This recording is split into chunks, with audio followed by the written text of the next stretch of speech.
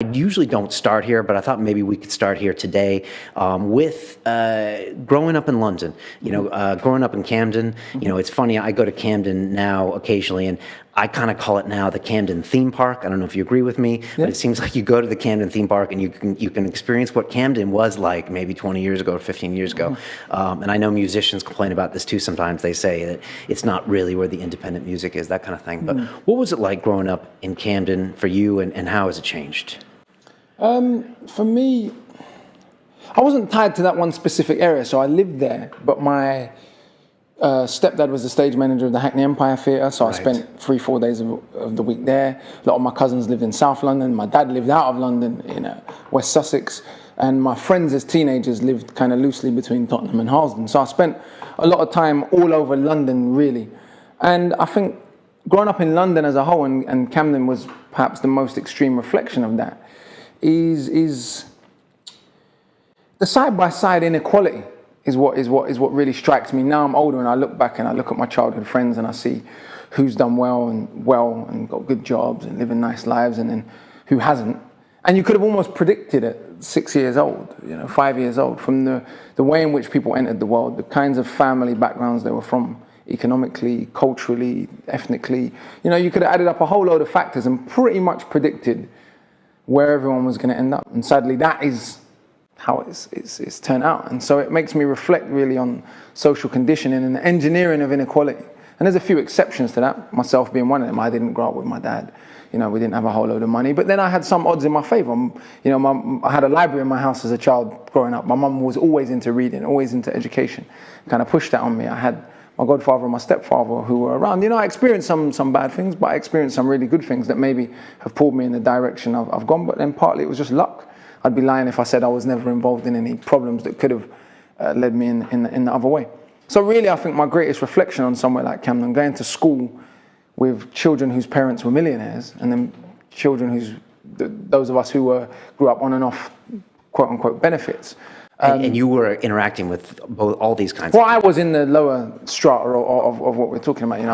Like I said, it was just my mum, and we grew up on and off those kind of problems. I lived in a council house. I was lucky I didn't live on the estate. I lived 2 streets from the estate. So like I said, I kind of was in between in that, even though economically I was worse off. Culturally, I was kind of equipped in many ways to deal with the world that would confront me. I went to a special Saturday school, taught me alternative kind of history, so always led me in a kind of conscious path, and in a path that would deal with some of the nonsense we also taught in school. But it's really that most stuck with me, the intergenerational inequality, even in a wealthy place like London. And what were the key factors in some of your peer group that turned out, in the quote unquote bad ways, or didn't go, I guess ultimately where they wanted to go? Was it lack of the family? Was it socioeconomic? Was it pure economic?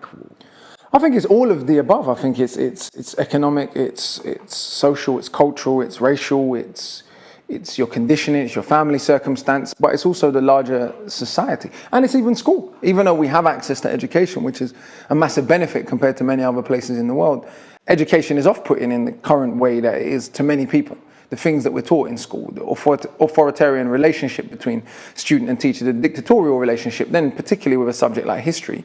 But even as history impinges on maths and science and art and all these other things, the kind of Eurocentric curriculum is off-putting to a lot of people. The glorification of monarchy. Even if people can't articulate these things directly, even if students cannot say, this is what I think is bullshit about school, they just have a feeling. And so I think many of the students that are rebellious are often the most gifted, particularly from lower socioeconomic backgrounds, are often the most gifted students. There was a famous study, I don't know the exact statistics, but it was looking at what percentage of people in prison had above Einstein's IQ. And there is a portion of people in prison, if you go from country to country, that have this high level of IQ. And I would argue that actually at 5, 6, 7 years old, this mold, this kind of industrial revolution, learning by rote, preparing us to be serfs to work in factories, mode of education that we're all being asked to fit in. This one-size-fits-all education doesn't fit everybody. And many of the people that are rebelling against it Einstein included, who's the guy everyone holds up as the worldwide measure of intelligence. We know that his school teacher wasn't a fan of him. Did he have degrees even? I mean, he wasn't necessarily an academic by any means. Not from my understanding, but I know that there's that famous quote of his school teacher telling him he wouldn't amount to anything. Oh, okay. Okay, so it's him and a few others probably. so many others, right? So I'm saying that many geniuses are wasted because of society's preconceived notions of identity, because of the approach. And I'm not saying I was a genius. What I will say, though, is the way teachers dealt with me in my schools and my brightness wasn't as you'd expect teachers to often deal with it. I had some teachers that were very encouraging of it.